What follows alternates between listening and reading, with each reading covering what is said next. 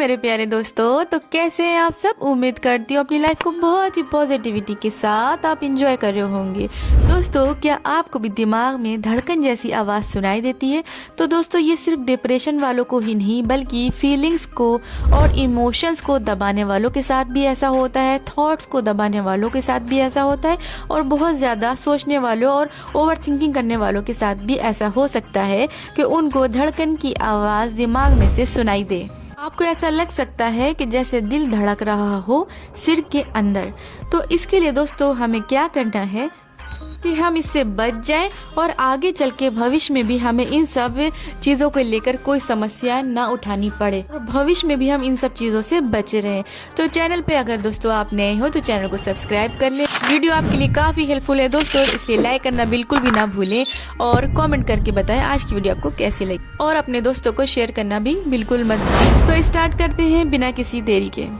दोस्तों, धड़कन सुनाई देने का मतलब ये होता है कि आप एक ऐसी स्टेज में जा रहे हैं जो कि आगे चलकर समस्या खड़ी कर सकती है।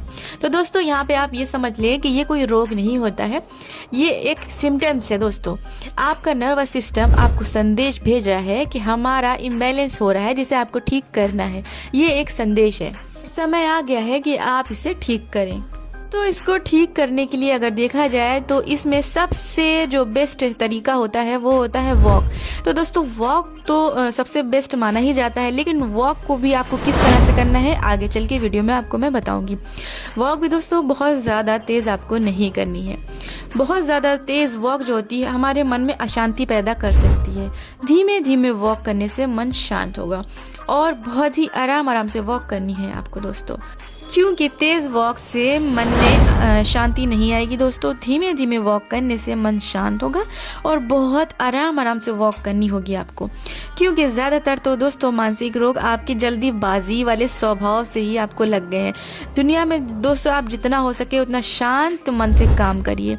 जितना आप शांत मन से काम करेंगे उतना ही आपको इस तरह की समस्याएँ कम होंगी, उतना ही आपके काम भी कामयाब होंगे।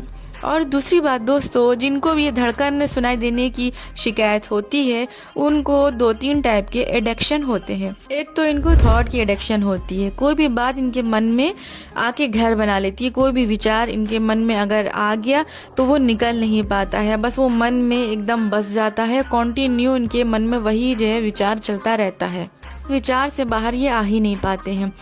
अगर इनके दिमाग में विचार आ जाता है कि मुझे हार्ट अटैक होने वाला है दोस्तों, तो चाहे जितने भी इनके टेस्ट सही आएंगे लेकिन तब भी इनके मन से ये विचार नहीं निकल पाता है कि इनको हार्ट अटैक आने वाला है। तो उससे भी ज़्यादा इनको ये विचार परेशान करता है कि शायद ही इनको हार्ट अटैक से इतनी प्रॉब्लम हो जितना इस विचार से ये परेशान होते रहते हैं, पैनिक होते रहते हैं और इस हद तक के पैनिक होते हैं कि इनको पैनिक अटैक तक आने लग जाते हैं। तो दोस्तों, आपको करना है क्या, चलिए जानते हैं बिना किसी देरी के। दोस्तों, आपको कोशिश करना है जब भी विचार मन में आएगा तो आप पंजों पर वॉक करने लग जाएंगे।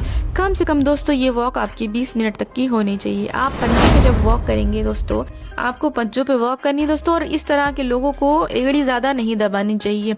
उदाहरण के लिए दोस्तों, आपने बच्चों को देखा होगा, बच्चे ज़्यादातर अक्सर बच्चे जो होते हैं वो पंजों के बल चलते हैं और बहुत कम ही ऐसे बच्चे होते हैं जो एड़ी दबाकर चलते हों। ज़्यादातर बच्चे आपने देखा होगा जो कि पंजे पर चलते हैं, और ज़्यादा क्रिएटिव लोग भी आपको पंजे पर चलते नज़र आएंगे और ज़्यादा एक्टिव लोग भी आपको पंजों पर ही ज़्यादा चलते नज़र आएंगे। उनका हील डोमिनेट नहीं होगा, उनका टो डोमिनेट होगा। जब भी इस तरह के थॉट प्रोसेस चले, आप इमिडिएटली टो पे वॉक करने लग जाएं। बैठे नहीं रहना है एकदम आपको कि आप बैठे हुए आप सोच रहे हैं उन्हीं विचारों को। दोस्तों, आपको जब भी ये विचार आएंगे आप इमिडिएटली आप खड़े होकर पंजों पे वॉक करेंगे। ये बात दोस्तों कोई सुनी सुनाई बात यहाँ पे मैं नहीं बता रही हूँ। एक्सपर्ट बताते हैं दोस्तों कि 7 से 8 हज़ार यानी कि 7-8,000 स्टेप भी अगर आप रोज़ चलते हैं टो पे तो आपकी पल्स रेट नॉर्मल होती है और कम होती है।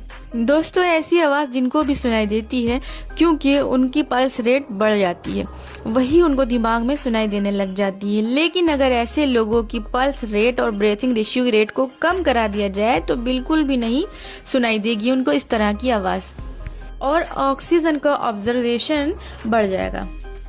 तो ये होगा दोस्तों टो पे वॉक करने से। टो पे चलने से काफ मसल की स्ट्रेचिंग होती है, तो इसका रिजल्ट ये होता है कि आपके हार्ट और दिमाग की नसें रिलैक्स होती हैं और ऑक्सीजन का ऑब्जर्वेशन बढ़ जाता है। ब्लड के फ्लो को भी आप इंक्रीज कर सकते हैं और कोई भी थॉट जो बैठ गई है उसको आप ब्लड फ्लो को सही करके इंक्रीज करके सही कर सकते हैं उस थॉट को। दूसरी बात दोस्तों, ऐसे लोगों को रात भर नींद भी नहीं आती है, रात भर करवटें बदला करते हैं, किसी भी एक एंगल पे ये ज़्यादा देर तक नहीं लेट सकते हैं और इनकी ज़्यादातर एक नाक जो राइट वाली होती है वो भी बंद रहती है। तो आपको दोस्तों सोने से पहले थोड़ी बहुत एक्सरसाइज करनी चाहिए ताकि दोस्तों आपको नींद ना आने की प्रॉब्लम भी सॉल्व हो सके। और दूसरी चीज़ दोस्तों, आपको अपनी नाक का भी ख्याल रखना है, नाक बंद नहीं होनी चाहिए आपकी। तो दोस्तों यही सब चीज़ें आप फॉलो करेंगे जिससे आपकी धड़कन सुनाई देने वाली शिकायत ठीक भी हो जाएगी और आपको रात में अच्छी नींद भी आने लगेगी। तो इसी उम्मीद के साथ कि आज की वीडियो आपके लिए काफ़ी हेल्पफुल साबित हुई हो, तो आज की वीडियो को यहीं पे ख़त्म करते हैं। जब तक के लिए मुझे दे इजाज़त, गुड बाय।